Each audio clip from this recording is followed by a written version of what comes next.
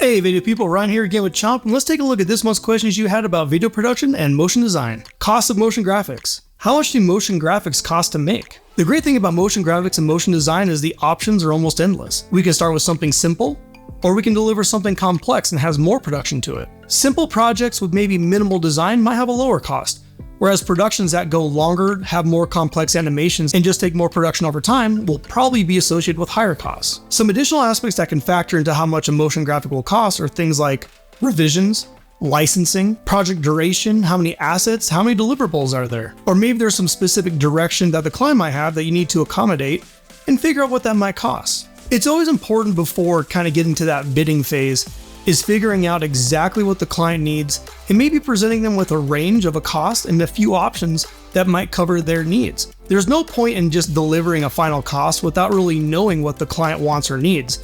If you give him a big budget but you want something small, you need to make sure that you're hearing that from them and not pitching them on something that they don't need that might be just overkill for what their needs are. Once you have a good cordial conversation and you're comfortable about talking money with your client, it's just a matter of meeting in the middle and figuring out how you can help them and they get exactly what they want from you. When should I use After Effects instead of Premiere Pro? This is a great question. It can be a little confusing if you're brand new to Adobe Suite. You should use After Effects instead of Premiere if you're trying to do motion graphics, visual effects, or trying to create animations. After Effects excels at keyframe-based animation, compositing multiple layers, and also applying advanced effects. It's ideal for adding VFX or giving a little bit of flair to your visuals. Maybe you're compositing some 2D or 3D elements like crazy 3D objects or muzzle flashes, and also integrating 3D objects if you have to composite a 3D scene together. Premiere Pro, on the other hand, is mainly your NLE or your non-linear editor. It's primarily used for video editing and assembly footage, and it does have some minor effects you can add.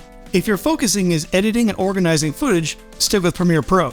However, if you require extensive motion graphics or visual effects work, then After Effects is your go-to tool. What should I learn first on Adobe After Effects? When starting Adobe After Effects, or really any skill that you're trying to learn in life, you always want to start with the fundamentals. Get familiar with the After Effects interface, including the panels, the timeline, learn how to create compositions and also layers, and also how to stack them and organize them in your timeline to see what effects they have on each other. Start to understand layer properties, where the effects are, and also maybe parent-child relationships that layers can have with each other. Learn how to animate keyframes to control motion or properties over a span of time. Another great thing to do is just start exploring all the presets and effects that are built in After Effects. And now you gotta get that movie out, so learn about the render queue. Get familiar with the render queue, how it exports certain type of movie files, the resolution you might need. Try focusing on some of these core aspects of After Effects and you'll start to build a strong foundation inside the program. Once you get comfortable with everything you're looking in there, it's only a matter of time before you start using some more advanced techniques and becoming an After Effects pro.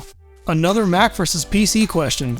Mac versus PC in the motion graphics industry. Tried to sort of answer this again with a little bit of an unbiased opinion, but we'll see how it goes. Traditionally, Apple and Mac was known as the creatives brand, and that's what a lot of people had. But PC has come a long way in the field of motion graphics and animation with this customability and also the power that PC can bring. And I know Mac and Apple are known for their sleek and cool designs, but like I mentioned, on the other hand, PCs have a wide range of customization options, all while doing this at a much lower cost than Apple. They are highly adaptable and they let you select components based on exactly the kind of PC that you need to have. They have a lot more powerful rendering options and GPU options, mainly NVIDIA. Both platforms can handle motion graphics, no problem. It really just depends on your preference and the amount of power that you want to have. Either way, it's important to choose a platform that best suits your workflow. And when you have a good workflow, this enhances your productivity and also your creativity.